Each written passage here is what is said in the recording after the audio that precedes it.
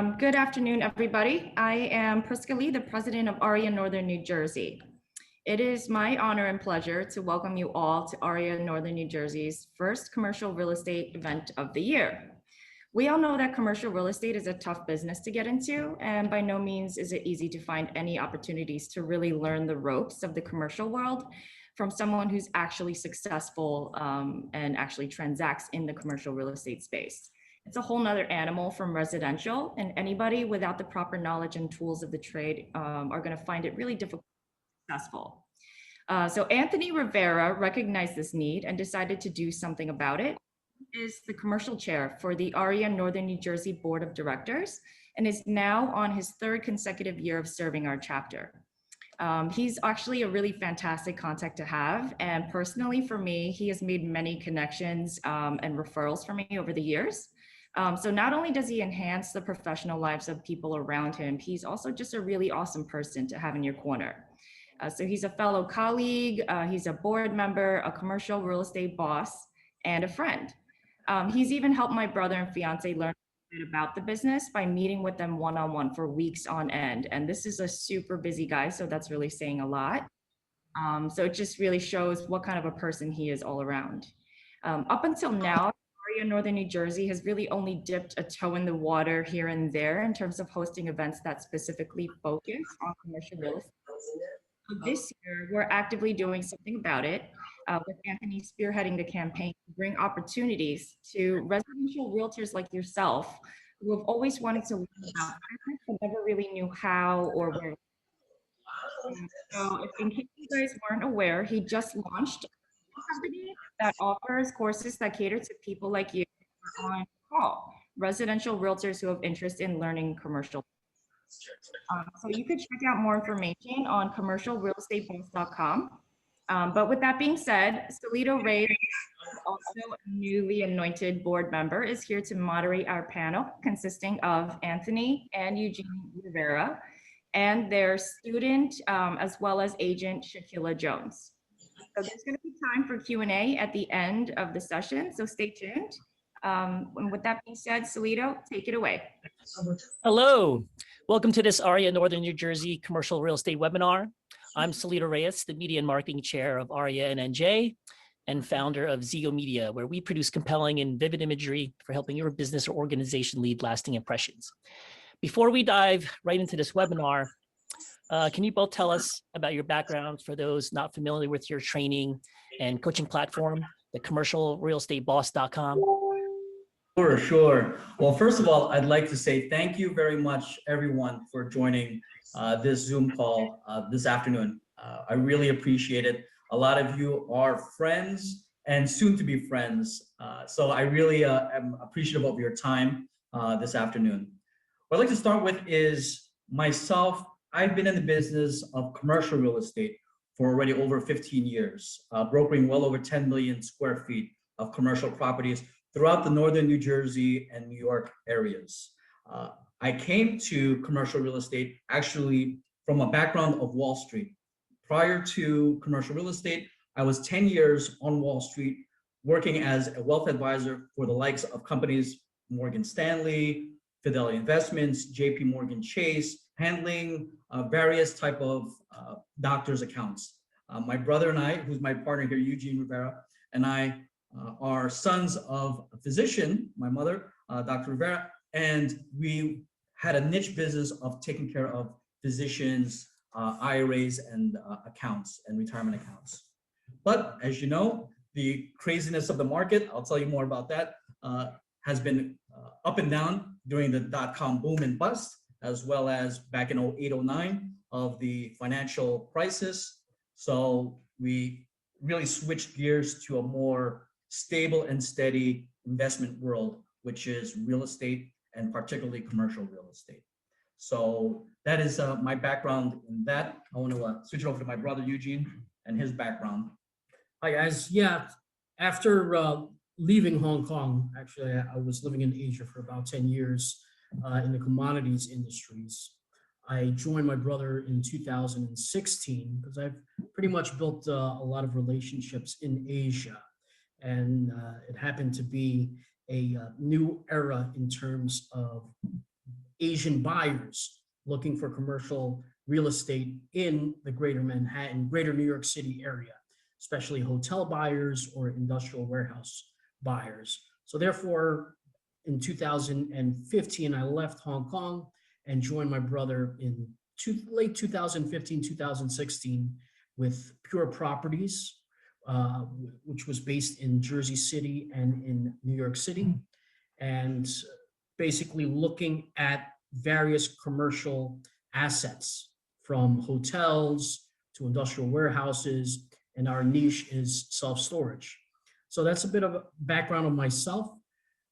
Little over 5 years now with my brother in doing commercial real estate, focusing on various assets. And that's my brief background. So to the second part of your question, Solito, as far as why commercialrealestateboss.com, we want to pay it forward to all the real estate residential agents that have the relationships that they really hold dearly, and not have to refer their hard-earned relationships to a commercial broker that may not take care of their client the way they do with their clients. And it's all, as you guys know, about relationships. And so what my brother and I bring are the expertise, the technicalities of commercial real estate. All we want to find are those residential agents that have the chutzpah, the motivation and ambition to learn and to get out of their comfort zone, to learn a new area of real estate, which is real estate, whether it's residential or commercial, it's still real estate, and then still take care of their clients and really build their overall comprehensive practice. And that's why commercialrealestateboss.com has been born. And we've been doing very well. A number of our students and past students are on this call today, and we're really happy and proud of that. So we'll get into it further, into it as the call goes through. That sounds good, man. People enter the real estate profession for many different reasons. Why did you choose a career in real estate, and more specifically, the complex and mysterious insider world of commercial real estate? Okay, great question. So, of course, this is sponsored by AREAA. We're talking about Asian Real Estate Association of America, North New Jersey chapter. So, number one, commercial real estate, there's not much Asians or minorities represented in the commercial real estate space. I was supposed to be the lawyer. My brother was supposed to be the doctor. That's kind of the Filipino thing. If you know anything about Filipino families, that's kind of the go-to, or nursing. But we had a mind towards finance and real estate. And so that's why we really chose that avenue, is that commercial real estate, like I mentioned, because we came from a background of Wall Street, we wanted to deal with institutional clients. We wanted to deal with people that know how to leverage real estate, know how it can be used as a very good asset class in an overall portfolio, and deal with, I tell you the truth, to be honest, big money, right? Big money. Commercial real estate are the big deals that garner the big money, big investments, and big commissions. So we did dip our feet a little bit into the residential world first here in Hoboken, doing various rentals of apartments and such.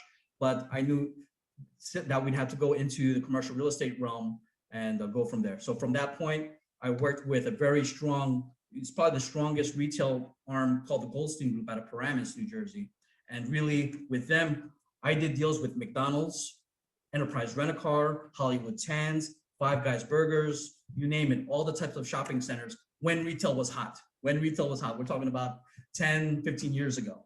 Right now, of course, things have changed, but that was where I cut my teeth, as well as working with a RD Management, which is a huge developer, shopping center developer based out of New York City. And I was a leasing manager for them for a good 3-4 years, taking care of their portfolio of 200 shopping centers in 38 states, representing 18 million square feet. So I really learned from the developers themselves and brokers to really now have our own practice, and now teaching it to other people. And that's why commercialrealestateboss.com is here. So, all right. The audience here is largely made up of residential real estate agents who are curious about commercial. Why do you feel real estate agents should or could do commercial real estate? Shouldn't they just stay in their lane and focus on residential? Well, one of the biggest misconceptions about commercial real estate is, do I need a commercial real estate license? In actuality, no. It's a regular residential real estate license gives you the know-how already to attack commercial real estate. And actually, my brother has a good analogy regarding why going into commercial regarding Amazon. Go ahead. So think about this, guys. Imagine if Jeff Bezos, when he started Amazon, only still stayed today in books selling. What if Elon Musk doing with Tesla only stayed with cars?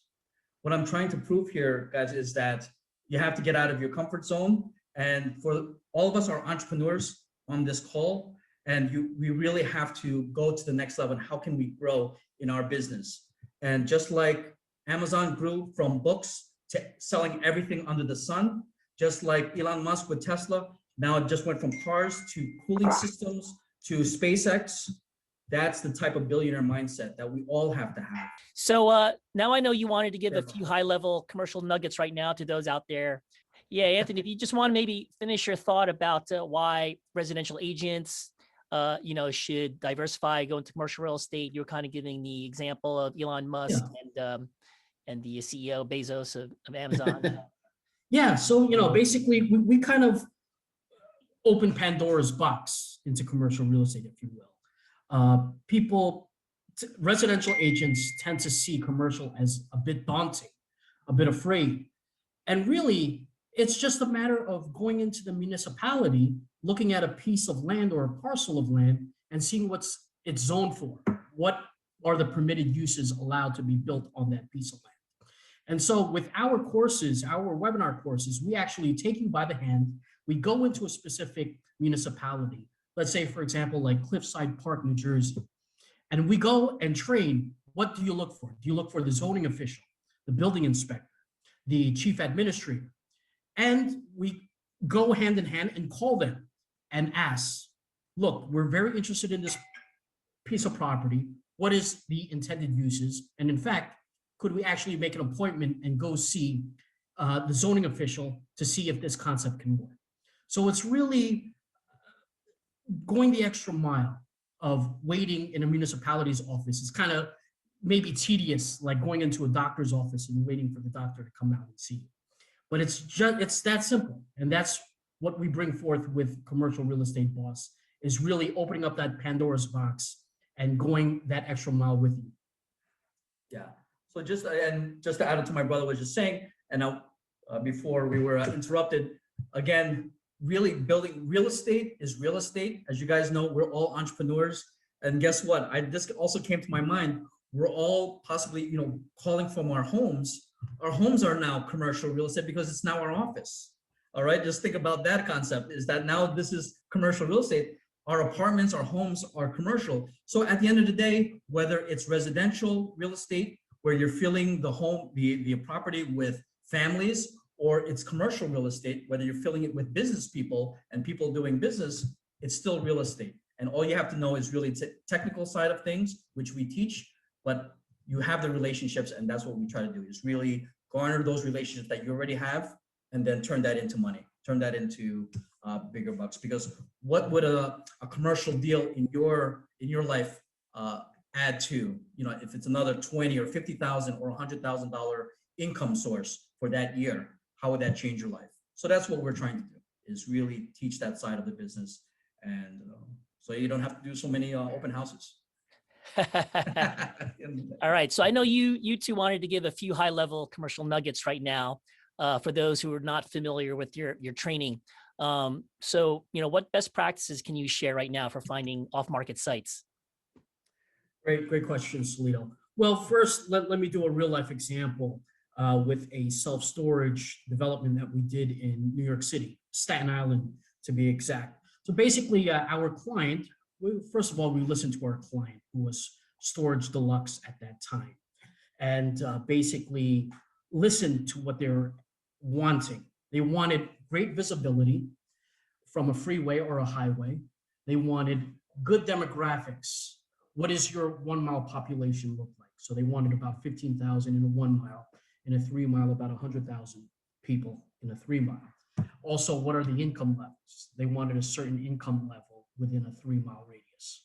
So therefore, from that, I looked at the map of Staten Island and I looked at what self-storage would be zoned for to be an approved use without going for a variance. And that's sometimes 90% of the problem or the battle. The battle is going for a variance, going through board approvals to get this specific use approved by the township. So my first thing was to look at what zones is self-storage permitted use as of right. And I saw that the M zones, M standard for manufacturing, is where it was an approved use. And there was various M's, M1, M2, M3, all the way up to M6. And the 6 denoted basically the FAR, which is the floor area ratio, meaning however big your plot of land is, square footage wise, you can build that amount times 2. So M2, let's say it's a 10,000 square foot plot of land, you can build a 20,000 square foot building. So I basically looked at the area where it was an M zone in Staten Island, and I just started smiling and dialing. I looked at plots of land where I knew it was over an acre and with an FAR of 2. So I found, lo and behold, I didn't even drive out there to Staten Island. I just looked at Google Satellite. I looked at a freeway. I saw Veterans Highway, and then I saw a side street where I know was visible from Veterans Highway, and I plopped the little yellow guy down on there, and I just started looking for big companies like either auto repair shops. Lo and behold, I found a paving and construction raw land. So they pretty much only put building materials on a 1.7 acre piece of land. And I got them at the right time. As soon as I cold called them, I introduced myself and I said, hey, your property sits on an M zone property where I'm looking for a specific use for self-storage. Are you interested in selling?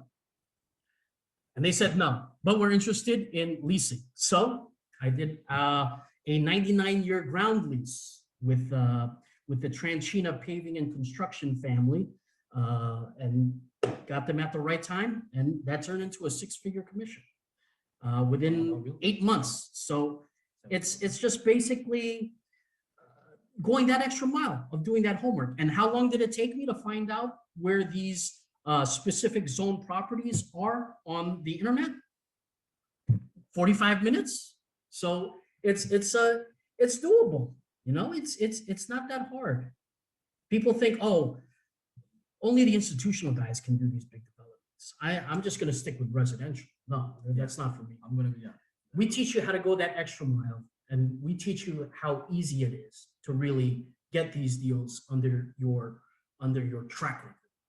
Yeah, you'll be able to talk with the other brokers that are from CBRE, Cushman Wakefield, Marcus Millichap, because at the end of the day, these become your friends. It's a very small community in the commercial real estate community, wherever you are located in the country, and you really start to trade information. Once you know they know what you're talking about, and you're able to, because it's all about doing deals together, and that's what happens.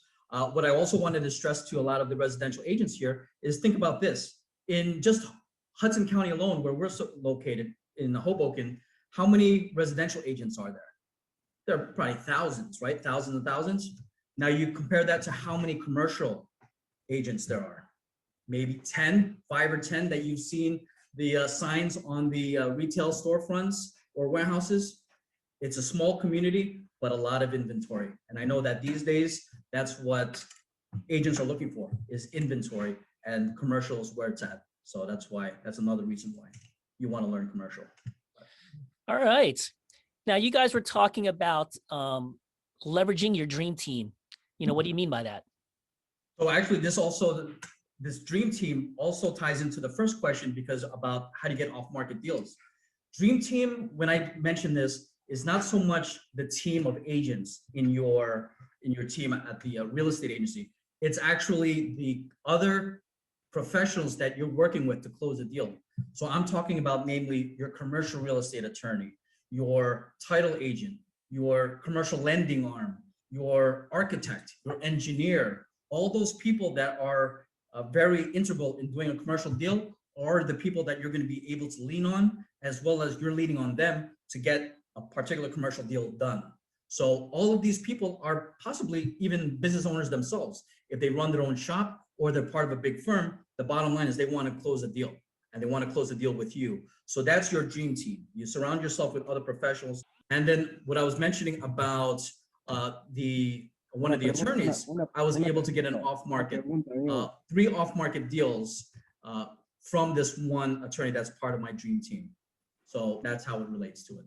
Yeah. So you guys, the big thing about commercial real estate is formulating these LOIs. What do you want to disclose to the wonderful people out here today? Okay. So another thing I want to really show you a little bit about in the world of commercial is the LOI. So LOIs are short for letter of intent. So it's the commercial's version of an offer on the residential side. It's basically what we call a meeting of the minds of the 2 parties involved. So it's really just the main terms that the commercial real estate attorney is going to put into a contract or agreement for, like, say, a sale of a property or a lease agreement. So basically, the really main terms there are going to be, of course, your address of the subject site, the offer price. You may have some certain contingencies in that LOI in order to purchase that property. First, it has to be approved by the city or town to do X amount of square footage before your client, the buyer, will proceed with the purchase and sale. If it's a lease, the lease rates, including escalations. So maybe you're starting at, let's say, $20 per square foot, and there's 2 or 3% escalations. That's all listed in the LOI. Security deposit. Security deposit is very important. Typically in commercial deals, it's 2 months security deposit for a small deal versus 1 or 1.5 months on a residential apartment. The type of guarantee, you want to have guarantees on the lease or this. So it's usually either a personal guarantee, or if it's a big corporation like McDonald's or 7-Eleven, they put their corporate guarantee.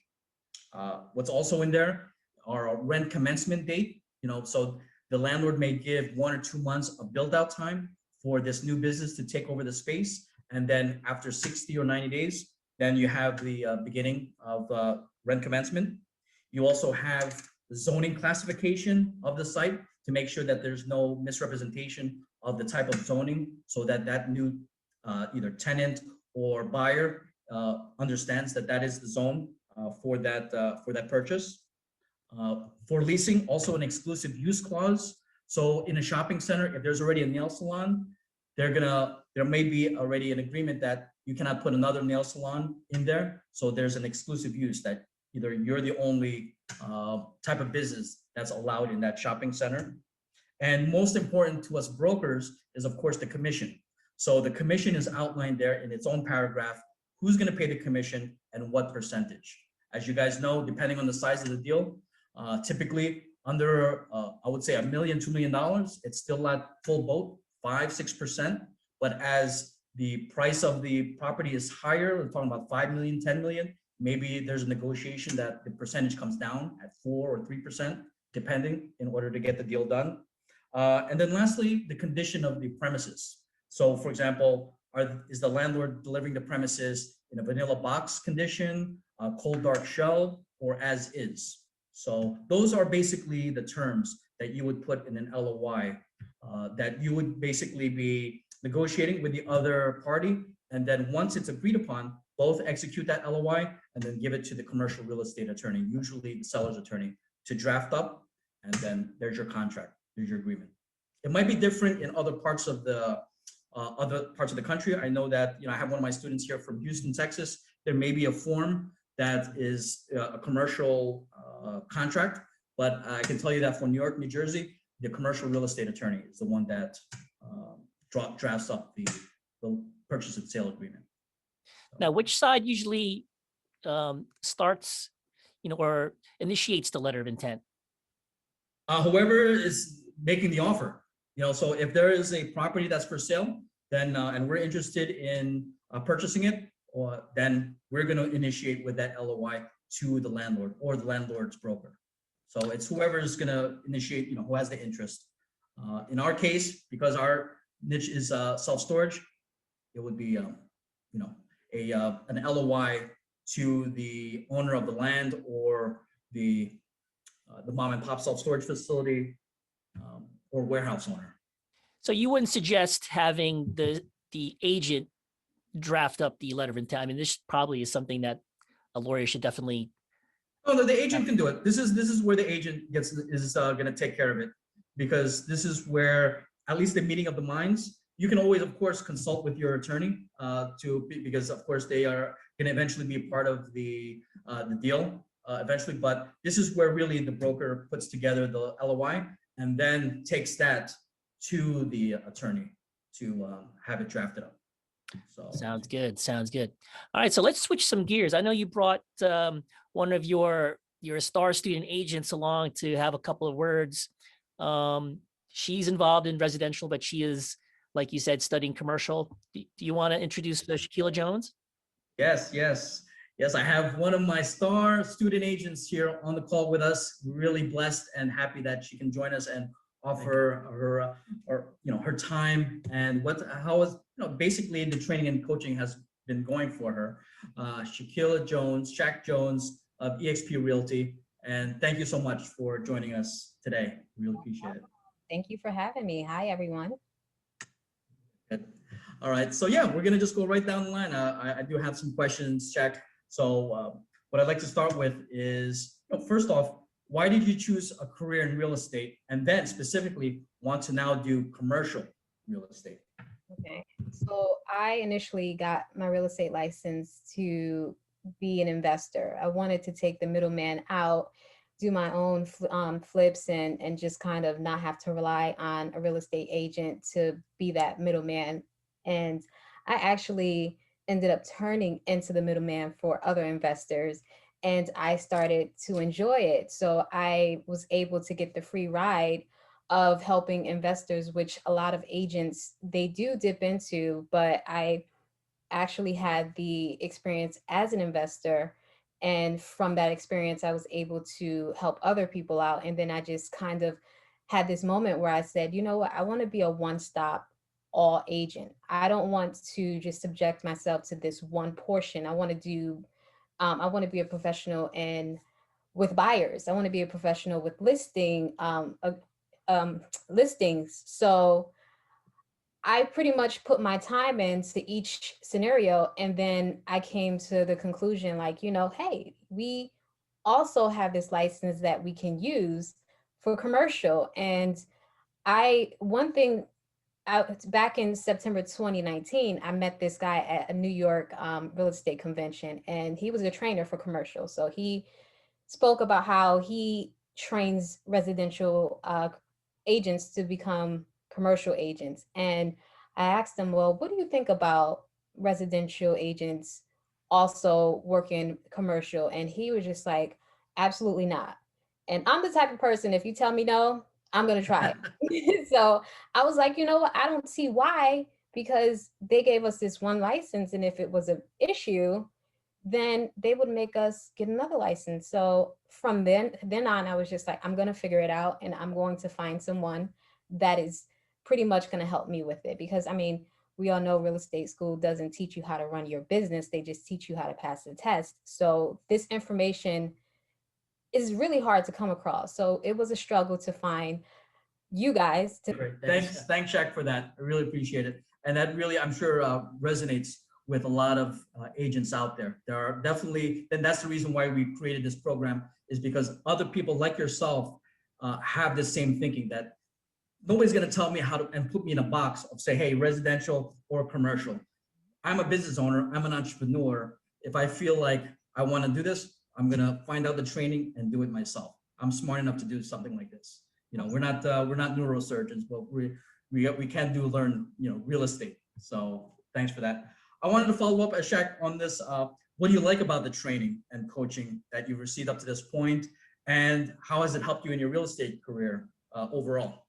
Okay, so the confidence. Honestly, I have a lot of confidence from just knowing the information, and the fact that you guys reach out to me and have a check-in. I've been through so many mentorships where once you pay, you hear from the person maybe one time and that's it. I love the fact that, you guys hold me accountable and you're accessible. I like to pride myself on trying to find the situation before I reach out, but I also like the fact that you're calling in and checking in to make sure, if there's anything that you guys can do, you can be, of service. But it's a matter of, hey, you could figure this out. I'm not going to hold your hand the whole entire time, but I'm here just in case you need me. So having that in the back of my mind, it actually made me feel like, you know what, I'm going to go out and I'm going to put myself out there and go for these deals. And I know if I ever need any help or if I have any questions, I have Eugene and Anthony to go to. And that's the most important, because in my residential career, I never had anyone to lean on. And for me, anybody that I come across that is a new agent, I make sure that I kind of bring them under my wing, even if it's just to give them a path, because in the residential industry, a lot of people are just about themselves. So it was the fact that you guys are so accessible, and it gave me the confidence to move forward with commercial. I mean, I can't say probably paying, I'm not paying enough. So it's a great value to have you guys. Thanks so much, Shaq. Thank you. Okay. I have another question for you, Shaq. If you can share what type of commercial deals you're working on now here, or as far as what you've come to learn from Commercial Real Estate Boss, anything that you feel comfortable sharing at this point. How's it been going? So I am currently working with a brand new franchise.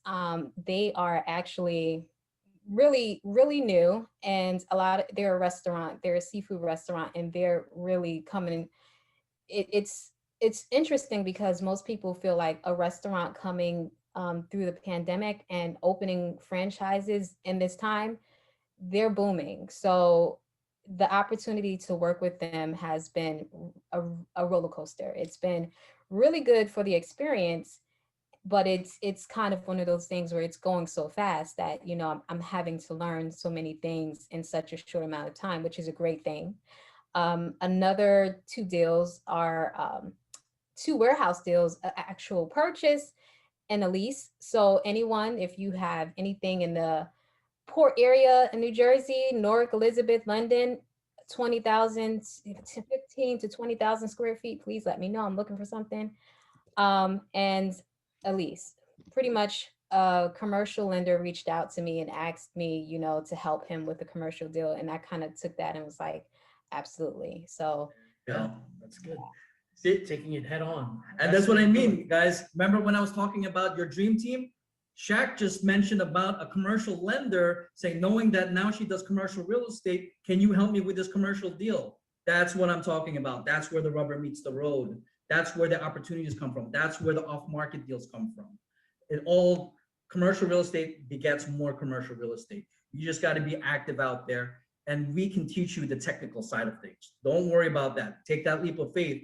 It's just a matter of, we want that ambitious, motivated, hungry agent that's gonna really challenge themselves. And that's what we found in Shaq, in Luis, and all our other students that are on this call and that. So that's what, that's what we're really excited about. So thanks, Shaq, for that. We really appreciate that. Yeah. I think here we have a question from Charles. Basically, I can't see it anymore, but it says, why don't commercial real estate brokers call back agents? And of course, that's always been a big Pandora's box as to why. Plain and simple, they're probably an asshole. No, I mean, that you got these guys that think they're institutional, they can only talk with big money people. But yeah, I mean, at the end of the day, it's who the person is, with feeling out their energy. But yes, 9 times out of 10, commercial guys are usually, over a certain age. They already know this. They won't go out to a property to tour with you unless you have XYZ. And that's the thing. I want to change the whole persona and perception of commercial real estate. And that's what we do. I think one of the best ways to kind of get into a property, to learn more about the property, is to rattle off terminologies that would make the commercial broker take a step back and say, oh, okay, he knows what they're talking, he or she knows what they're talking about. If, just escape, 1 second. He or she knows what they're talking about. For example, when I said M zone properties, it's just a simple researching a terminology, what it's about, and then leading in with that will get a call back from the commercial broker in a nanosecond, kind of knowing exactly what you're talking about. Like, for example, if you're looking to do a daycare center that's in an area that's an iffy area where it's not a permitted use because perhaps maybe there's a gentleman's club across the street, they know that, oh, this person hasn't done their research. They don't know that you can't put a daycare center here, so I'm not going to call this person back because it's going to be wasting my time. So it's just taking the time out to really research that property or that parcel of land, and then saying, look, I have a client that would be a permitted use for your listing, and we go from there. But can you add something else as to why commercial brokers don't call back? Yeah, it's just a matter of how you can qualify and make sure that they call you back, is that you can talk about the great things about your client, saying that they own multiple locations already in XYZ town, and they're doing this and they're looking to expand. So at the end of the day, these brokers, commercial real estate agents and brokers, are looking to do deals as well. So if you're asking the right questions, which we teach you how to ask the right questions, then you'll get a call back eventually. Even myself, yesterday, I had to call into a CBRE broker, and I had to call him actually a few times. Finally, he called me back on a different number from his office number. It was a 917 New York City mobile number. And then we were able to talk. And then I found out that it was already under contract. A $1.25 million deal in upstate New York was already under contract. But they will call you back. They'll call you back. It's just a matter of making sure that initially they can hear that confidence and the initial right questions from the get-go. Yeah, I've got a question for Shaquila, actually. So you've transitioned from residential and you're learning commercial. What's been the biggest hurdle right now? What has been the big difference that you've seen? So my biggest barrier coming in as a residential agent, we're so used to reaching out to the agent and them responding. I had that same issue. I actually reached out and told Anthony with a certain deal I had. I was like, oh, okay. So I spoke to this agent's secretary. I'm sure I'll hear back, by the time I have this scheduled showing, and it never happened. I honestly, I'm still waiting on a person to reach back out to me. And it was because the jargon is very important. It just makes you seem as if you know what you're speaking of. And as soon as I became familiar with the wording, I was able to talk to people and they were taking me seriously. So it's really simple, just knowing, hey, do you have the marketing package that I can take a look at? I didn't see it on LoopNet, or, what are the numbers? Is it, a lease? Is it, what do you need? Do you need a personal guarantee? All of that stuff is kind of like super important in order to get their attention, because they probably think it's just another residential agent that's just trying to, help somebody that doesn't know what they're doing. So that has been my biggest barrier. And also a lot of the deals, like Eugene and Anthony was saying, are off the market. So you have to be, creative as far as trying to get the deals and just getting out and speaking to people, and just, any type of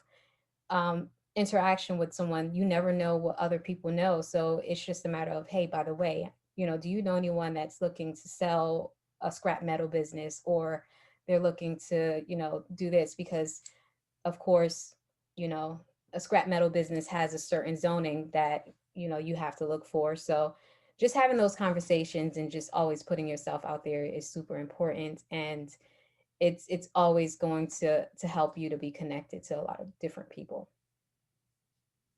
Thanks, looks like.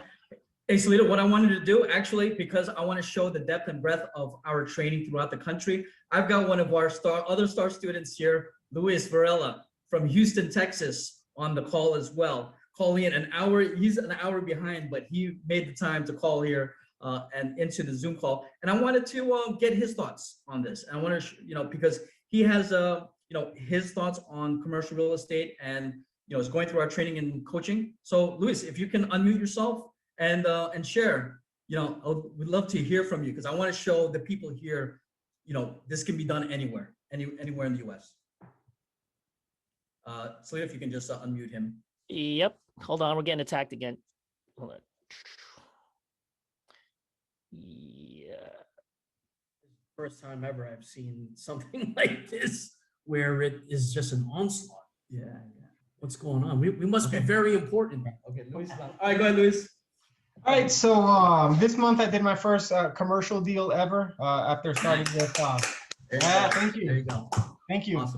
Awesome. After watching all the I helped a client of mine to find a multi-use, so it's a barber shop on one side and a alterations on the other. About a week ago, Anthony and Eugene actually flew down to Houston, and we were looking at self-storage opportunities in the area. And what they did for me is just inspire me with getting out there and seeing what the average day looks like, looking at the properties. And then earlier this week, we were making phone calls. For some reason, I think my computer's messing up. That's all right. We can hear you. We can hear you. We can still hear you. We can still hear you. But yeah, we flew down to Houston, and definitely Houston is in a high traffic area here. Yep. And we're calling them this week. all right. Thanks, Luis. So that's what I'm talking about, guys, is that commercial real estate, once you know the technicalities and the jargon of it, can be done all over the US. And that's what my brother and I do. Our business now, not only do we have this training and coaching, but we also do our deals ourselves. And a lot of it is bringing us south to Florida, Texas, and Arizona. And we pretty much visit those areas once a month. So that's what I'm talking about as far as, we'd love to, become one of our student agents like these wonderful individuals, and we'll be able to come and see you as well and really coach you and train you through the deals. So yeah, it's Hey guys, why don't you guys talk about the commercial real estate boss, how people can access it and what they can expect in the training? Yeah. So basically, our school is set up as webinars. About 15 to 25 minutes is each webinar. And again, we take you by the hand. We show you how to go to a municipality's website and step by step. Who do I look for? Is it the building inspector, the chief administrator, the zoning official? We look at the map of a certain town, and we look at a certain use that your client is looking for. Let's say, for example, a restaurant. So we look for where the commercial highway zoning is, or commercial zone. And then another webinar goes into exactly how much can you build on that parcel of land. We go in depth and we talk about floor area ratio. We talk about setbacks. We talk about how to prepare to present in front of the board, going for a certain variance. We talk about our real life examples of, let's say in Hoboken, what were the key issues that the township was looking for to get a 7-story, 140,000 square foot building approved? What does the town want? Okay, they want to do a nice mural that was portraying the woman of Hoboken. So we were able to go in front of the town and present 5 different community artists to paint a mural for the township of Hoboken.